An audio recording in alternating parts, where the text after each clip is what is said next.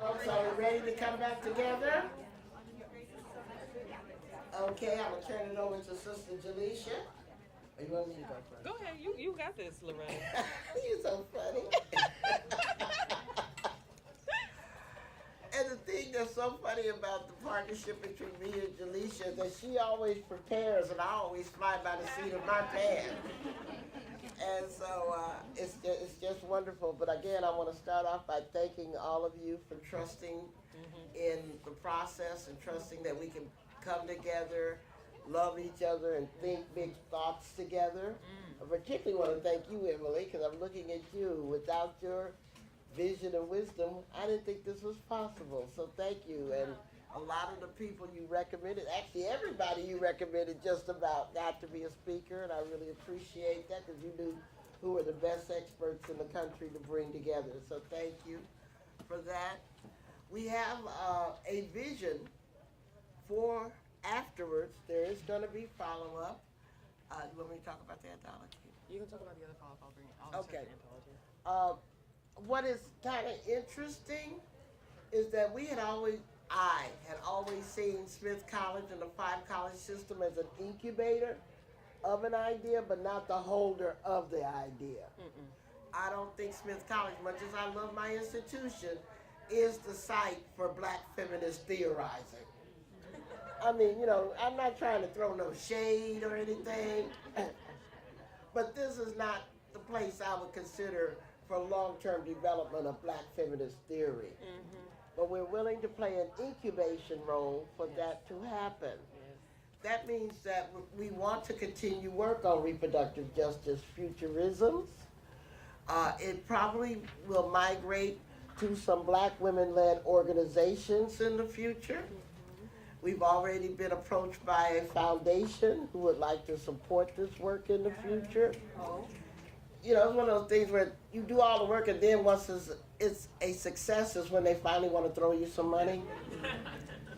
I've been doing this fundraising 50 years. I've gotten quite cynical about when the funders actually do show up. They never want to show up at the beginning of the work. They just want to show up once it's a success. But anyway, I ain't gonna hate. So we do have some indication from a funder that we are going to be able to continue this work, and we can dream big when we want to continue the work. All right. I mean, they literally said that, dream big. And so we are going to continue to talk to black women's-led organizations on this topic about building not only a container for continuing this work, but a coalition for continuing this work so that it lifts all the boats. Absolutely. Not just one boat. Absolutely. And we want to see if y'all want to continue to be engaged in this process. So what we'll do is take the mailing list from this meeting. If you're not on the mailing list, make sure that we do have your email contact stuff so that we can keep y'all in the loop of what future developments around reproductive justice, futurism. It also would be very important for y'all to start assembling some of your writings and getting those published in all of the vehicles. Because, like I said, what were the 3 questions? What do we know? What do we need to know? And who are the most vulnerable people who need to know this stuff? We need to do writings to address that last question. In the vehicles where black women are reading about this stuff, not only just black women, but all women, but particularly black women, because we're carrying forth this through the vehicle of reproductive justice theory. And if anybody, I do want to say, we've got 2 books. We had considered, Lynn Roberts, are you still here? Yeah. We had considered doing a 2nd edition of our Radical Reproductive Justice anthology that we did in 2017. And until she passed, Koya White Hat Artichoker was the person who was coordinating that, but unfortunately Koya died last year. And so we are still looking for a project manager for that new edition, if anybody has any interest. I called Lynn out because Lynn was one of the co-editors with me on the 1st edition of radical reproductive justice. But that was written now 7, 8 years ago. By the time we come out, it'll be a decade. Yeah, and it took 10 years to give birth, right? And so there's that publishing opportunity. But Jaleesha's going to tell us about what we're going to do with the proceeds of this one. Yes, yes, yes. So first off, thank you for being here and thank you for being your energy over the last 3 years. 3 days. It has Feels like 3 years. it has felt like a wonderful 3 years. We are excited to share that one of the things that, as we've been thinking about how do we disseminate the information, the knowledge, the exchanges, the perspectives from this gathering, we were thinking about, well, you know, what would be accessible, what would be relevant, what would have a site of preservation that can have generational resonance. And there are multiple ways, as Loretta shared. One of the ways that we're thinking about is an anthology on reproductive justice futurisms, and coded by Loretta and I and Carrie, who has been supporting as a project manager for the development of this idea. And so I'm going to give you the idea and also just like the bare bones what that means in terms of timeline. So essentially we were considering all the folks who presented their work here, a part of that, bless you if you were interested. We're also thinking about an anthology that focuses specifically on what we discussed, right? So the opportunity to interrogate and discuss the implications of reproductive and genetic technologies for health equity and social change through a Black feminist theoretical and practical lens of reproductive justice. And we are thinking of, you know, we invite contributors to think about multiple things that was discussed here. So egg donation market, the implications for vulnerable people, embodied experiences of surrogacy, racial and gender dimensions of reproductive technologies, the exploitation and manipulation of Black women's bodies and their resistance, how race is embedded in internet-based technologies. The list goes on. So there's many. Afrofuturism, Afropessimism, the rights of parent for LGBTQIA+ people, principles of heritable human genome editing. So just think about the multiple sort of ideas that were engaged here. We are thinking that the call for papers will likely, and we will follow up when we follow up with action items from this convening, follow up with a more concrete timeline. But we're thinking a call can be issued in April, mid-April, you know, spring is blooming and hey. And so mid-April with the idea and goal. I won't tell you what the end goal and ideas because I don't want you to hold us to that. But as we are starting and developing the timeline, we are certainly thinking about this is something that can actually, an idea and the meeting to review abstracts among our team can start in the late summer. Amen to sabbatical that I will be on July 1st. And so, snap. And so yeah, so we're thinking about that idea. And one of the things that I will say that inspired me is we're thinking about how do we disseminate this, and not just among academics, certainly, because there's not just only academics in the room, thank God. But also how do we disseminate it among people in communities, among people at various respective spaces, among people at different parts doing this movement building work. And I had just a really inspiring conversation with Dr. Monica this morning after daycare drop-off, while during daycare drop-off on our way here from Amherst. And it was like really thinking about what are the ways that we can take, the research that we're doing and really translate that to make them relevant, but also applicable and, applied, applicable, and really intentional about how we kind of leverage that in the ways that we need it in these times. And so we really want to think in innovative ways, we really want to think in accessible ways, and we really want to think big and concrete about what it means to take all that we shared in this space and to circulate it and disseminate it for the years to come. So we will be thinking about this and brainstorming about it, both within our small group and also in our larger planning committee, now that I think this gathering has really given us some context to clarify what the anthology will be. All right. So are there any final comments, questions? Crystal, I think you had something you wanted to say. Can we give you a mic? You have to see if it works. Okay. Okay. So Loretta, first, just so much gratitude to you and to everyone who has co-created this space. Before I share my comment and question, I also want to raise up Dr. Jolly. Oh yeah. Yes.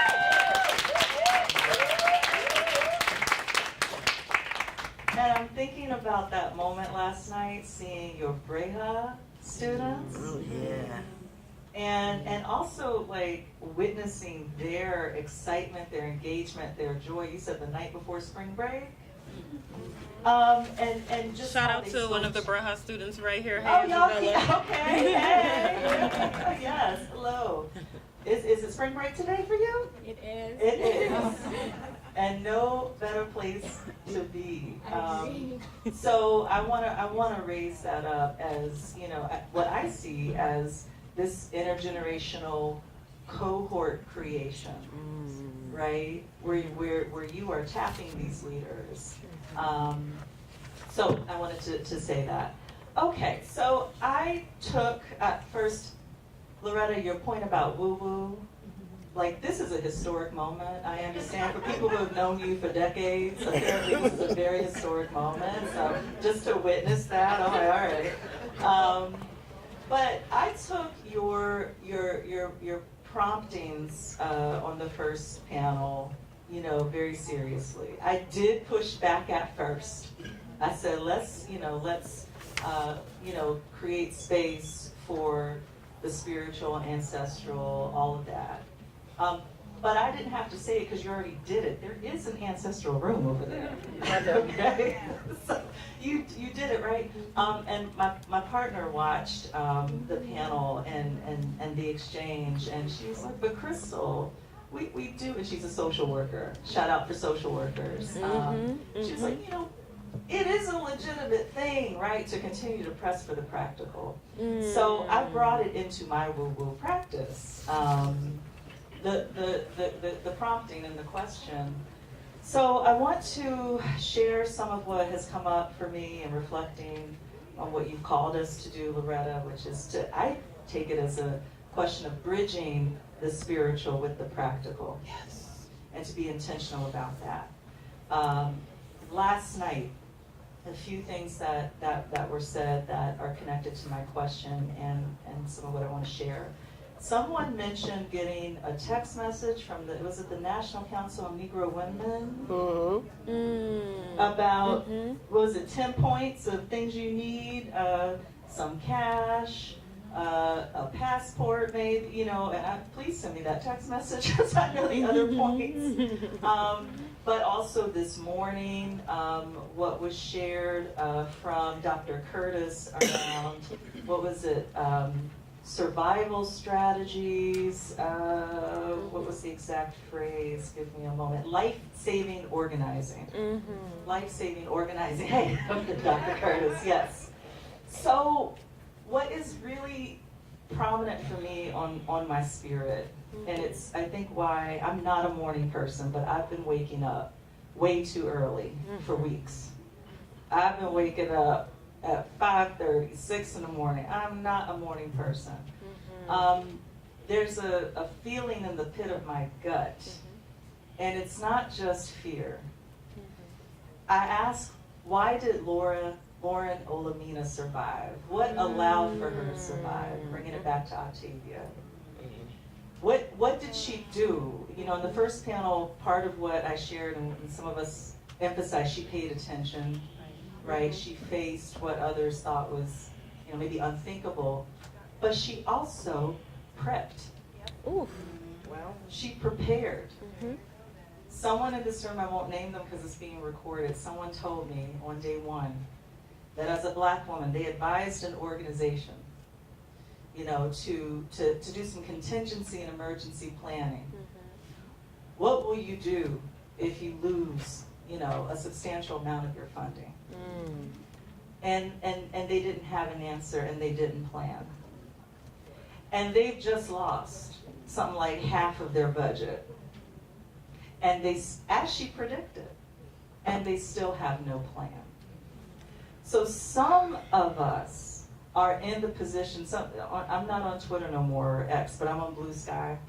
And I shared that story on Blue Sky, and I got like over 1,000, you know, people, mostly Black women, saying, yeah, we are the Cassandras in a lot of our communities and institutions who were told we're overreacting, or, you know, what, you know. So, but I'm also thinking about how some of us are not just the Cassandras, but helping these organizations prepare, but what are we doing for ourselves in terms of emergency contingency planning at an individual, family, community level. In terms of prepping, many of the people in this room are already so well positioned because you have the most important prep, which is community. You have those networks of care and support and life-saving organizing strategies. But what's also prominent for me is, what does that look like on the concrete level of preparing for collapse? Because going back to some of what I spoke to around Curtis Yarvin, I think we need to really understand, and also something that was said around democracy, all this, ambivalence around, are we really defending these, oppressive institutions? Or Martin Luther King Jr. asking, we don't want to integrate into a burning house. Do we want to be included in oppressive institutions? The thing is, many of these men, these tech bro fascists, they in a way, they're abolitionists too. Oh, yeah. Of a different order. They do not like the idea of democracy for different reasons than we do.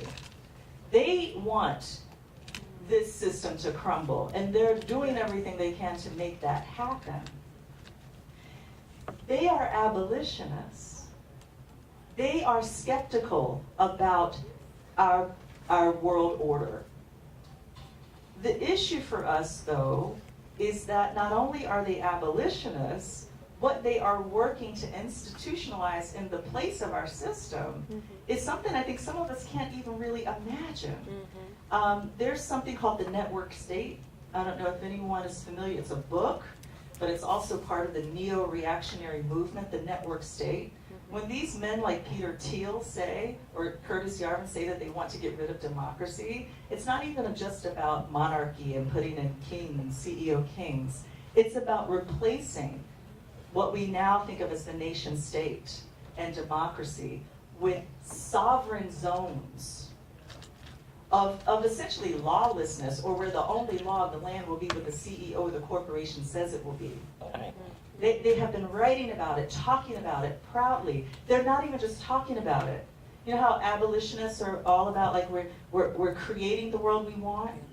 They're already doing it. They're already creating sovereign zones, right? Some of them are actually trying to take over San Francisco, and to seize it block by block. Wow. As sovereign zones, right? Where, human rights, what's that? Right? So I thinking about the fact that some of these people are real extremists who are trying to bring about collapse and have been working very hard to do it.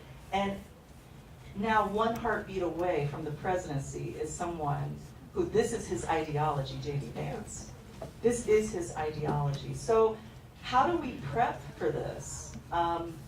I just want to, throw out there, first of all, I imagine there may be some people in the room who are already prepping at a very practical level. And so I think community members, leaders, can also think in a very practical way about resource sharing around prepping. And Black feminist prepping is going to look a lot different from what you'll find on Reddit forums around prepping, which is usually a lot of white people, but not only thinking about prepping in a very individualistic way. We are not going to survive by just making sure you got rice in your pantry and a go bag. But Lauren Olamide had a go bag. She had a go bag, right? And there's also thinking about discretion and secrecy, but also community sharing around how we survive the collapse of our economy even. We're talking about democracies, but some of these guys want to destroy the dollar.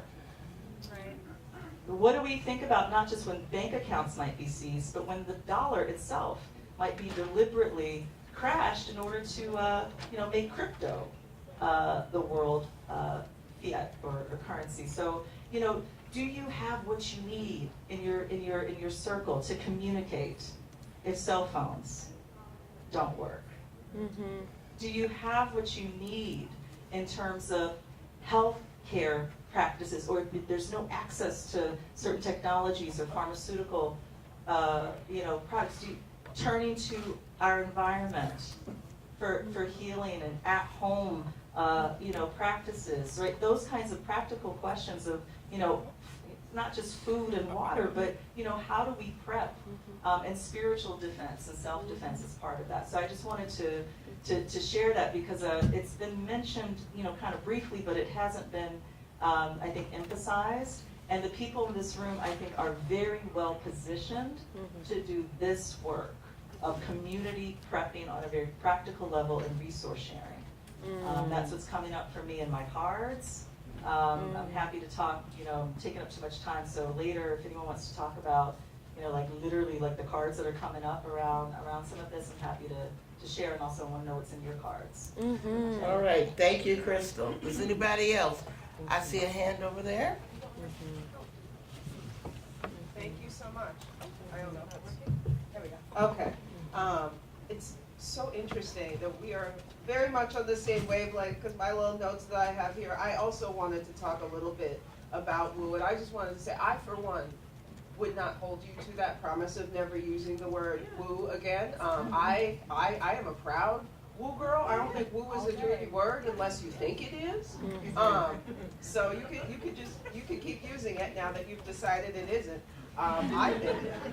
But one of the really beautiful, and it's amazing that you mentioned bridges too, because as I have been meditating a lot on the image of bridges, because I feel as though I am in so many ways, my body is a bridge, because I am a bisexual, biracial, bipolar Libra. I mean, really. That. A lot going on over there. And I have recently was in a room in my previous role doing some outreach to a legislator about a very, very, very scary bill and why it needed to not be a thing. And I was in that room with another colleague of mine who is black, who grew up more rooted in their black tradition, because I was parental kidnapped and raised by the white side. So I was, in some sense, I sometimes joke, raised by wolves. And what we get out of that meeting, they were like, wow, I gotta get you into more. You are like the white whisperer. Like that, you were able to build rapport. You were able to say things that put people at their ease. You spoke their language. And I have often felt sort of isolated and alienated by the fact that in a lot of ways it's the opposite of what people think, because I have to code switch in black spaces. And when I heard about, sending somebody in as a spy, I was like, you know what, maybe this is my superpower. Maybe I'm the daywalker, right? Wow. So that has, really flipped the way that I think about myself. But I also, there's more than one way. I've always been resistant to the idea of myself as a bridge, because I'm like, stop walking over my damn back, right? Yo. Like, that's a lot to be a bridge. But even though I'm an arachnophobe, I have also constantly recently been having the image of the spider, because there's more than one way to span a chasm, right? And the way that a spider spans a chasm is to wait until the wind is right, and then to let that wind carry that thread across.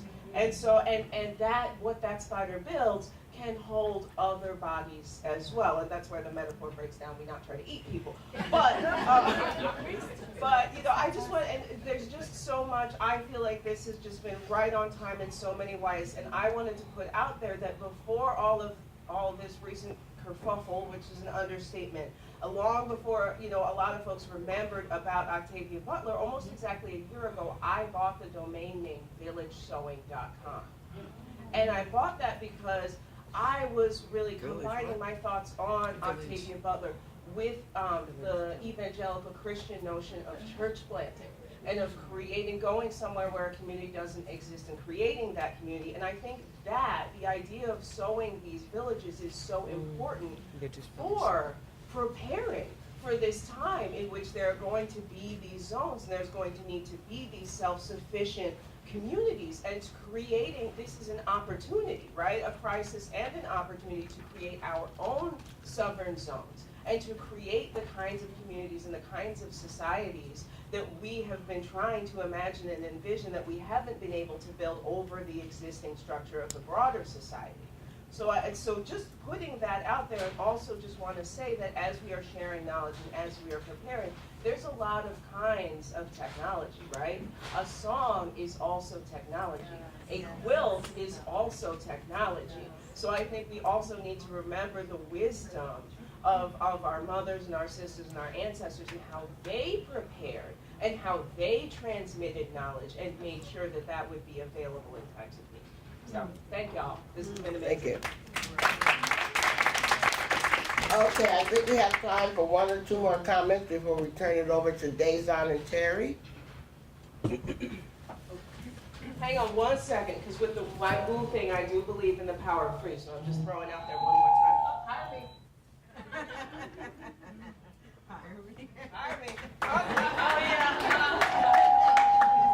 Am I too close to something? I am currently calling forward. It's either that there's another. Is yours on? Yes, it's on. Okay, maybe because it's Hi everyone. I feel like we've been here for, as you said, several years. You know, I can't believe it was 2 days ago that we started, and I know some folks weren't in the room when we had the first panel, and we talked about kind of the overview of genetic and reproductive technologies. And so I'm Emily Galper, and I'm a consultant with the Center for Genetics and Society, and my colleague Katie Hassan is here. I'm a consultant. She's the associate director. Some people here know Marcy Darnowski, who's the co-founding executive director. And I wanted to invite people to the Assisted Reproductive Technologies Working Group that we coordinate in collaboration with the Pro-Choice Alliance for Responsible Research. It's a community of engaged scholars and organizational advocates. There's about 170 members, primarily from the US, but from 12 or 13 countries, and it's foundational in reproductive rights and justice. It's not just a reproductive justice space, that's why I would love to have more folks from here as well, but there are RJ folks involved, including Dorothy Roberts is on our board, Lisa Ikamoto, I think, may have just walked out, also on our board. So it's engaged scholars and organizational advocates, and we have conversations about the really hard issues related to these technologies. We are not all in agreement. We're not all in agreement about surrogacy. We're not all in agreement about egg donation and in vitro fertilization, and we're in agreement about reproductive rights and justice and human rights principles, disability rights and justice, LGBTQ+ rights. We have folks, most of the folks come from the repro rights and justice and LGBTQ rights and disability rights sectors, fields, and movements. But we have some genetic counselors involved and bioethicists and et cetera. So it's a group that we try to delve deep into the issues and make sure that our issues don't get, and our language doesn't get co-opted by the right. I mean, actually we can't make sure because they're already doing that. But we try to have a real foundation in what we think and listen and hear from each other. And then some of us get involved in policy work and trying to, not just trying to, but we have succeeded in working with other partners in getting language into legislation that, for example, like the Surrogates Bill of Rights and the New York surrogacy bill that started off just as legalizing compensated surrogacy. It had nothing in there about safeguarding the health and rights of surrogates. So I invite folks to be involved. If there's going to be some kind of listserv or messages that go out, I can send folks the information. Students are welcome as well, and we want to hear everyone's voices, and I hope people will get involved, and feel free to be in touch as well. Thank you. All right, thank you. Okay, now we're going to bring up Dazon and Terry, who are going to do our closing affirmation for us.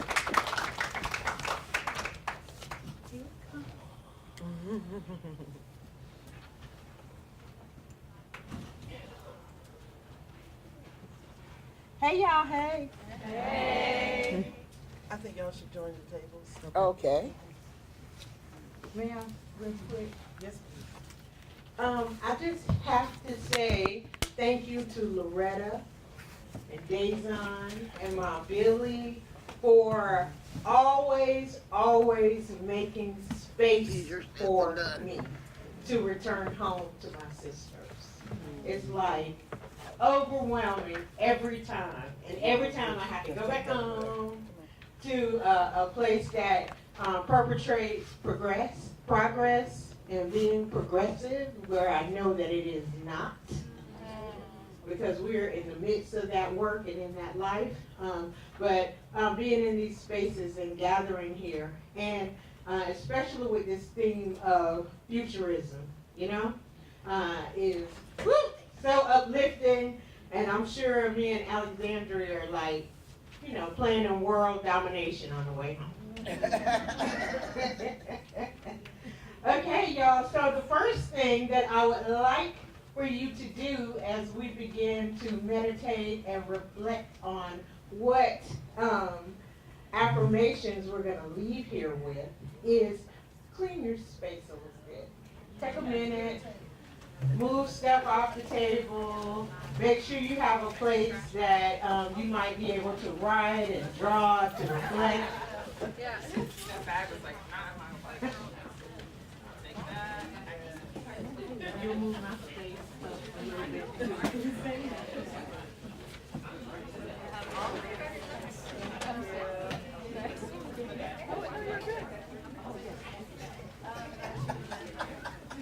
The elementary school teacher in me lives long. Please look up at me when you're done cleaning your space.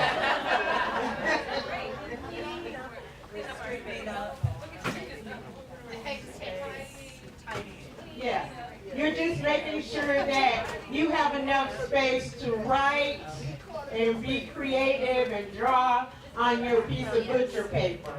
Thank you.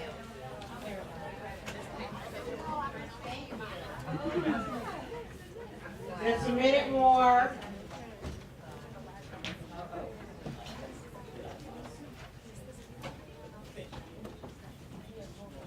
And if your space is clear, I would love it if you would go ahead and make sure that you are in a comfortable position, preferably with your back straight, sitting up on that chair, your arms and legs and feet uncrossed.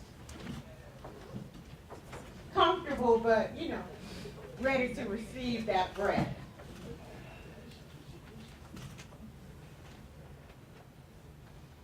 And just take a moment to breathe in and release. Breathing in and release. And just take a moment to continue to breathe, deep breathing, but in a pattern that is comfortable for you.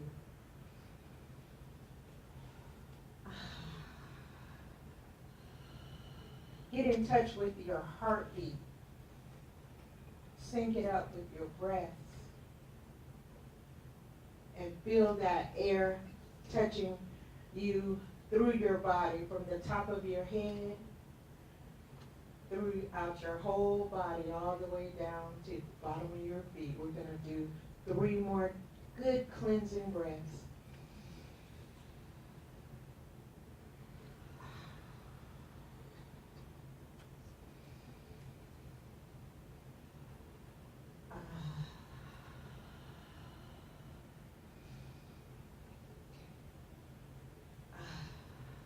I want you to consider now, at what age were you the most you? When were you the most yourself? Consider at what point in time in your life you were your most authentic self. Continue to breathe, because you know that could be a breath stopper right there.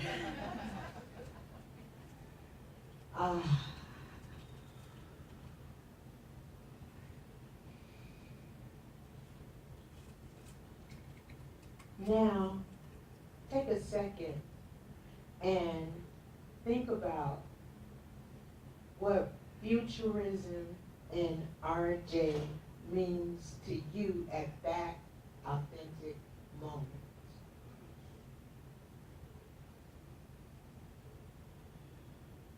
Ah.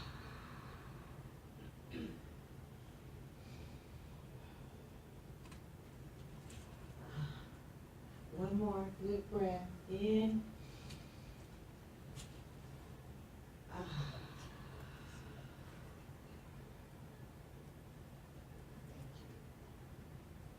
Thank you, Terry. So I had the privilege to meet the one and only Pinky Cole right after she had opened the first Slutty Vegan, because the first Slutty Vegan was opened around the corner from the Mother House. So we in the hood. And to open a vegan restaurant in the heart of the hood, where even the Indian cuisine restaurant that had the best Indian food had to sell chicken and wings and fries just to get people to get in there, right? And they still didn't make it. She opens in that same spot, and she's got lines of people 4 or 5 hours waiting for her vegan burgers. She made over $1 million in 7 months, a restaurant. So I asked her, I said, how did you do that? Did you have capital? Did you have a big social media following? What drove that? This woman is almost exactly half my age. She leaned in, she said, sister, all I can tell you is once you embrace the alignment, anything can happen. Sure. So you all showed up here to embrace, and you embraced the alignment. And thanks to Loretta and Jalecia and their incredible team and the coordinating crew, we did that. Yeah. We embraced the alignment and you came. And you became a part of that. And I want to thank you. So as a gift from me to yourself, by yourself, starting with these 2 tables, I want you to come to this table and select a card. And do not look at the card until you get back to the table. We're going to start here, form your cue to come and pick up your card and come back to your table. Yes, it is time. It's faster than grabbing food, so the next table can get up and head that way as well. Just grab it, don't look. Don't look. Grab Grab it, and Don't don't look look. until you get back to your table. Okay.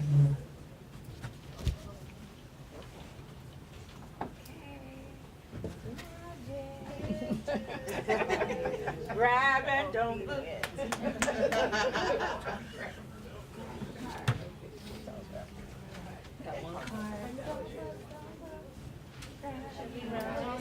Please do. Thank you for governing yourself. Loretta, I would bring you your card, but if you really, I can get up and get okay, it. thank you. I can get up and get it. It's better if it's your energy. I know, I know.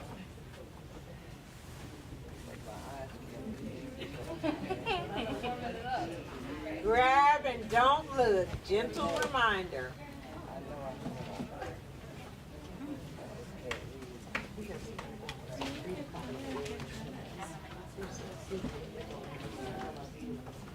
Got this table. You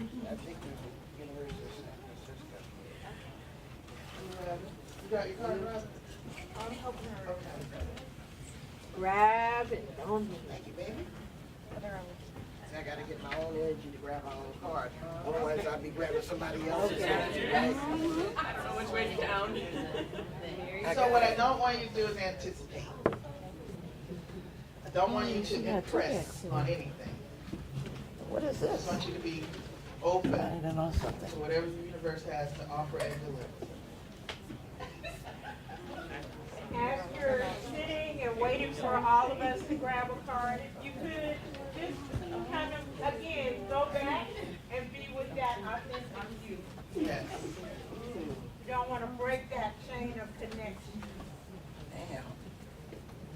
Mhm.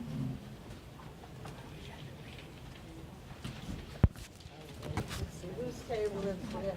I think we have these last two. Yeah, these two are coming and then those next two. Grab and don't look.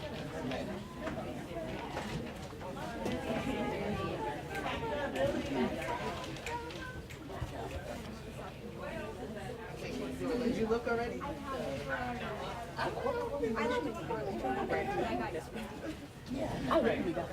Grab and don't look, beloved. Grab and don't look. Oh, do I take one or two? One. Even though you could probably take two and get away with it. I like the blue one. You all have cards? Does everyone Does have everyone a have- card? Terry? I don't. Do you? Grab and don't look, Terry. Grab and don't look. Hard for me. All right. So here's what I'm going to have you next do. And thank you again, Terry, for bringing us back. So in that authenticity, you have and in your dreaming. You have two decks that you selected from, and these are my favorites. I pull from them every day, and every day it is spot on. So today is spot on for you. What you're going to do is you're going to, when I say, you're going to turn over your card, or you're going to look at it, and you're going to literally read it, meditate it. You can say it out loud if you need to, but you're going to spend 1 minute with your card. You're going to spend 1 minute with your card. Doesn't have to be in silence, but it is just you. So if you're saying something, you may be speaking it into the universe, but you're not speaking to anyone specifically. 1 minute begins now.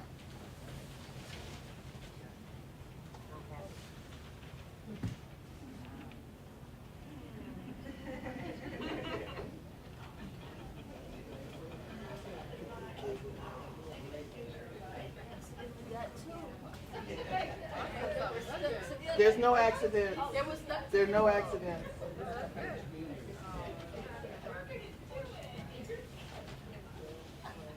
If you are talking, you're not focused on your card. That's all we got. That's the April area. Yeah, receive the message. Send the message to whatever part of your body you need it to go to, whatever part of your mind you need it to go to, whomever else you need it to go to.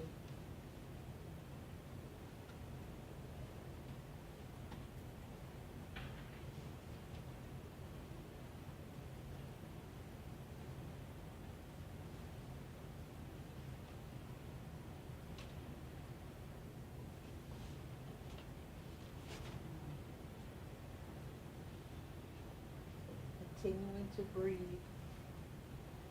And now, you're in love with your card. She brought you what you needed. Okay, say thank you.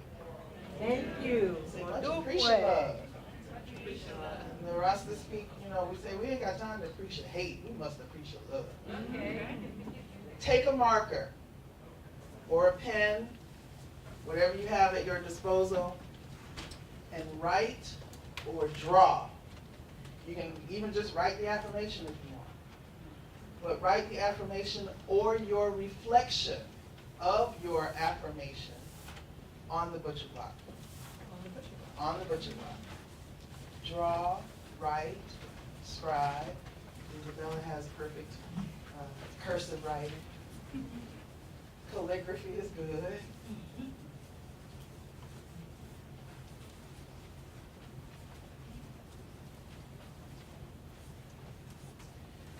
If you got the Bloom deck, those are affirmations that speak to your authentic self. And if you got the Dreamer's deck, that's your deck that makes sure you are able to manifest.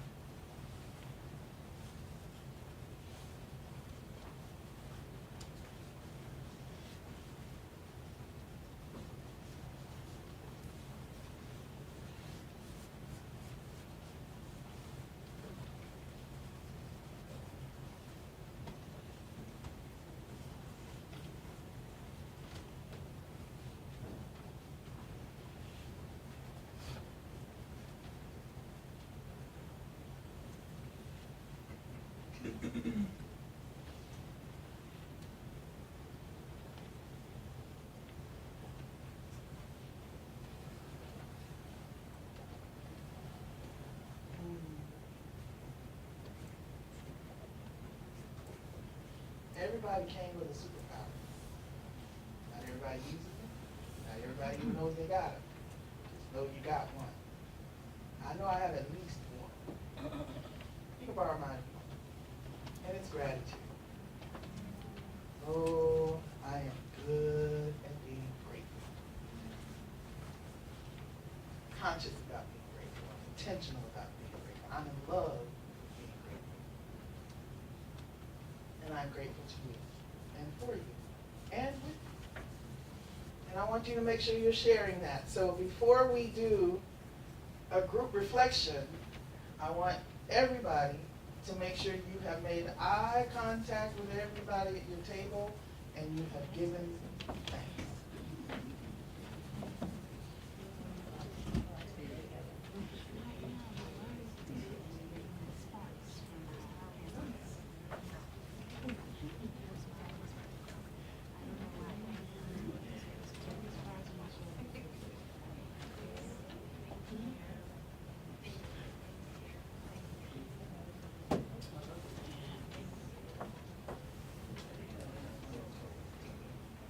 Someone asked me what is reproductive justice futurism, what I want it to look and feel like, is right now.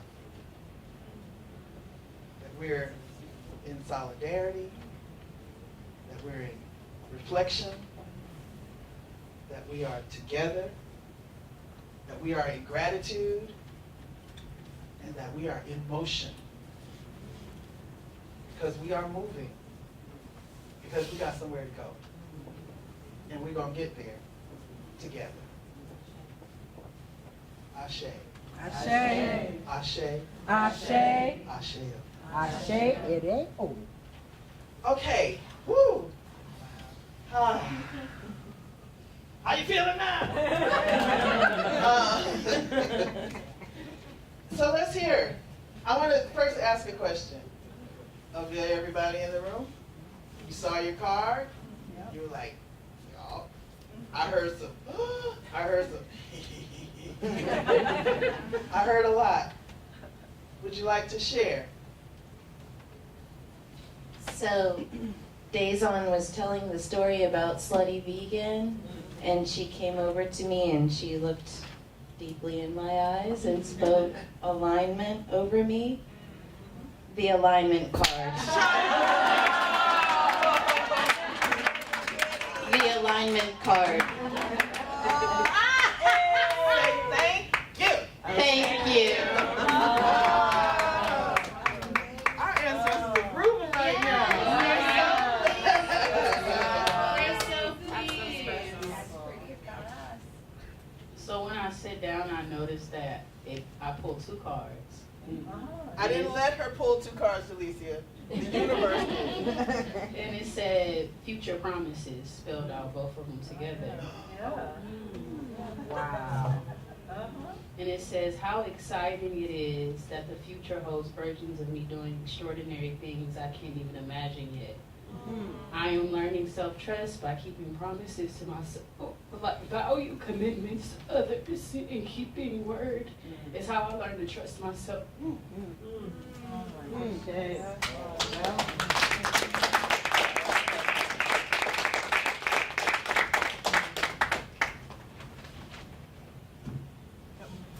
Terry got to this. Oh, she got one. Love you, Dr. Robin. You've been saying to me, do you see what's around you? Do you see what you helped co-create? And you've been saying this for the last 2 weeks when we were at the National Academy of Sciences when we got here. And I told you, I feel like I'm feeling blockage. I can't see it right now. But thank you for reflecting this back to me. And what I picked up was the dreamer's death. Thank you for the reminder to manifest, Dr. Daison. It says, I know that worrying only blinds me from the beauty that is all around me. I am not stressing. So I appreciate all the reminders to be present and to not be blinded by the beauty in every moment these past few days. Thank you for being a part of that.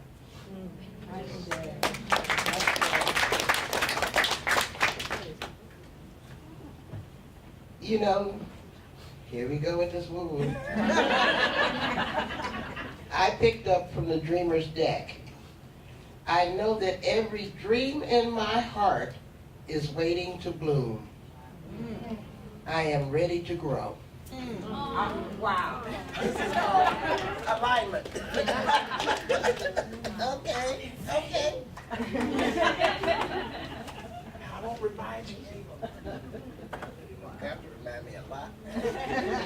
Ain't a one and done.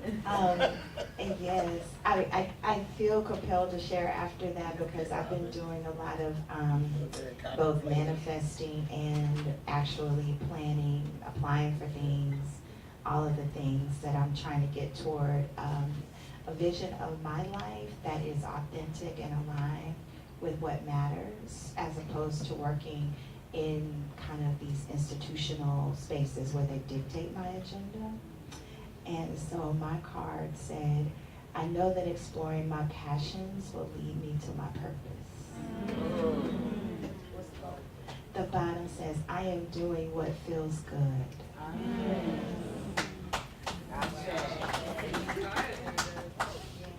gonna go here. You got Alex.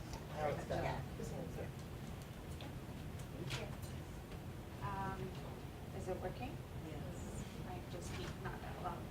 But on the first night, I was sharing a picture in my table of my dog and talking about what that made me feel with everything that has happening.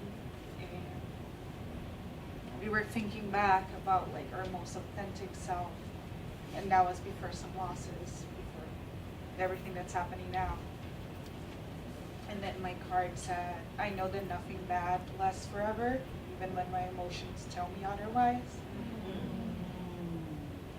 And that I am never stuck. And it really just really got to me.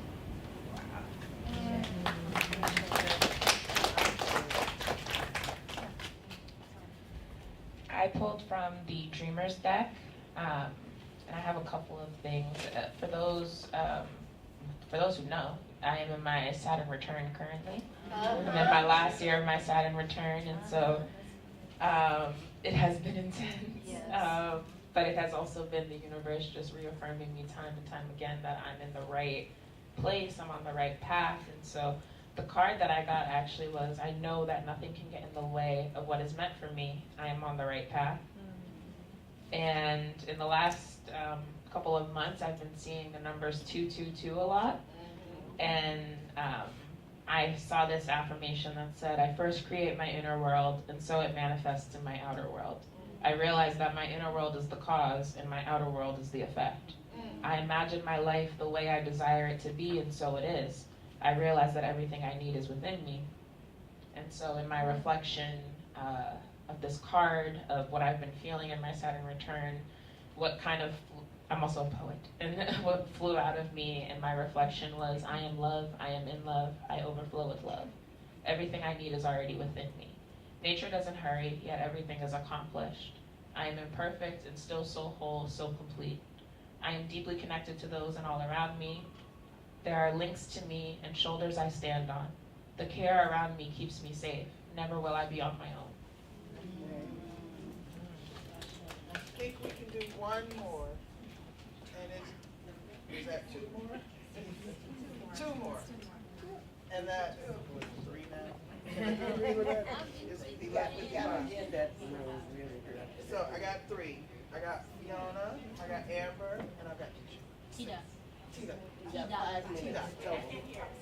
I got 5 minutes total. Yeah, 5 go minutes ahead. total, so I'll go quick and I can talk really fast. So I'll tell you that I'm into tarot. So when this deck came to me, the Bloom deck, I picked that one and it said integrity. I won't change who I am for anyone's acceptance or validation. Staying true to myself means not trying to be someone else. And there was an opportunity that was not given to me in the fall for what they imagined this space, it could look like this space. And having saw what they did, it was not this space.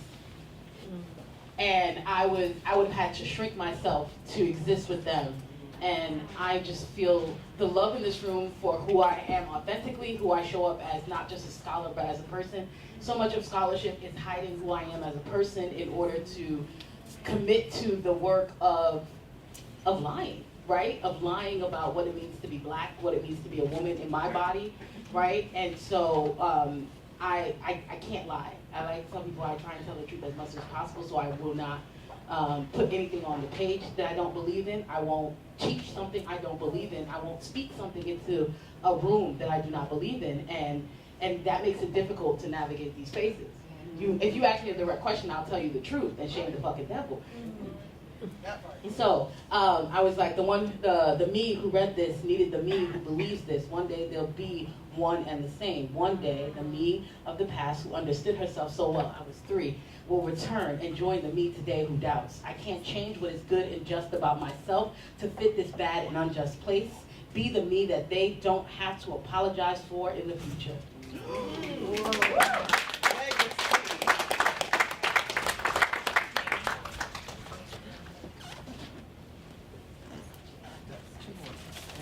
Thank you. So I usually like to kind of stay in the background, and it can take a lot for me to speak up. But I was taught, like, when we do these, we get these type of downloads, it's for us, and then it's for us. And so I pulled a card from the Bloom deck, and in the context of the discussion we had last night, the panel with all of the mothers and our elders in the space, there was a lot of feelings. We talked about the fear in the current state and how we feel about that, and knowing we're going to do what we want to do, or we're going to move anyway. We're afraid, but we're going to go. So the card I pulled says hope. Hope is beautiful because regardless of my current situation, it whispers there's more and more. So for us, there's more and more.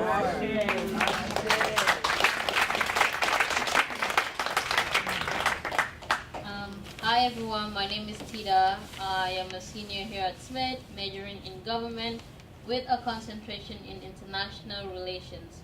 So this year my plan was to take the Foreign Service Officer Test exam, which is a national exam, kind of like the bar, but for people who are aiming to be a diplomat, which I am aiming for. However, due to the current political climate, which is Trump administration, he canceled that test. So for people like me, whose dream is to be a diplomat, right now we have to put a pause on that. Right now I am looking into non-profit organizations, fellowships, other internships to help me along the way, because I do not want to graduate and sit at home. I want to have something to do. I'm someone who is always consistently doing something. I feel bothered just sitting down. So the card I have reads, I know that my journey will have high and lows. I am aiming for progress. So I guess this is a reminder for me to not give up, no matter what situation I am in. So yeah, I am optimistic. I am not giving up. I am applying to anything and everything that comes my way. Just wanted to share that with y'all. And as we wrap up, my card was questions. And it was, I accept that not all questions have answers. I let go of the need for certainty, approach each experience with curiosity, and ask what it is trying to teach me. And so I've been just thinking and thinking, how am I going to go back home again and implement these things? How am I going to do it? Where am I going to get the money? When will I have the time? Let it go. So this is what I wrote on my reflection very quickly. I am certain that all things will work out in my favor. Even if I don't know all the steps, all the roads, or when it will happen, I know divine order always works in my favor. Ashe, and so it is.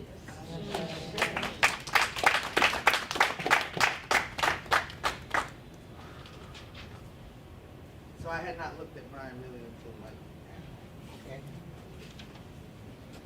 I had not looked at mine until now. And it's a longer story because there's a lot. But there's a lot going on. Sorry. That part. Yeah, it's on. It's a longer story, and Loretta gave me time, so she didn't give me time, she said time. So, here's the difference. So, it's a lot. In work, and in my family, and in my house, and in my life, it's a lot. And my card says wait. I am not meant to carry the world's weight on my shoulders. Some issues are meant for me to tackle, while some burdens are not mine to bear.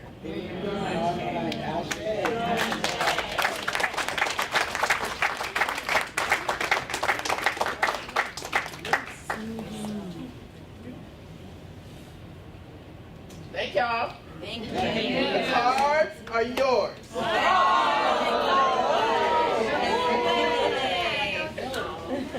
And I just want to say thank y'all again. I just want to say thank y'all again for believing and trusting and joining us. And you will hear from us as soon as we get our act together to send out a communication. Bye-bye, y'all.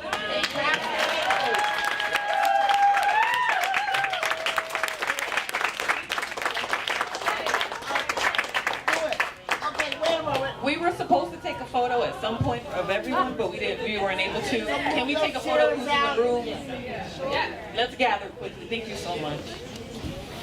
Can we move the chairs out?